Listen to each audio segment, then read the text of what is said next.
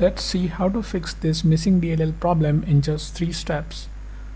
So in the step 1, we have to open this page. The page link is provided in the description. So this has got download button. So we'll click on download button and the file will get downloaded.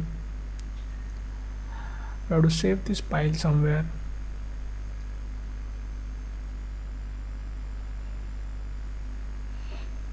Now we'll open the file.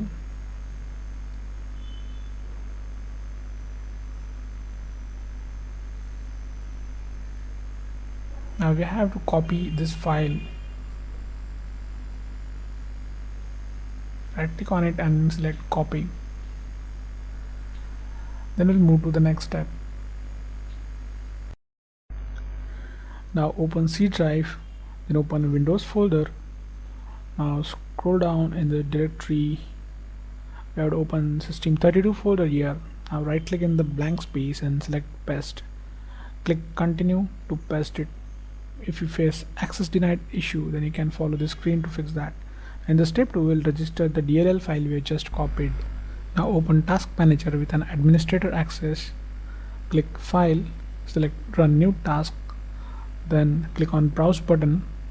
Now open C drive again, open Windows folder, now open system32 folder. Now in the list we have to select this file,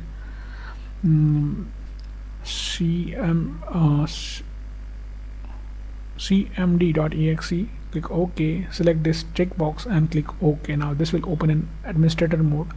Just maximize the screen. We have to execute 3 commands here.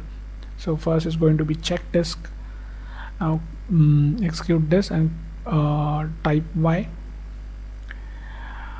In the next command would be sfc space / scan now. Just execute this, and now while this running in the background, we'll open a new command prompt from task manager. Just click this box again and click OK. Now we'll just keep this window side by side.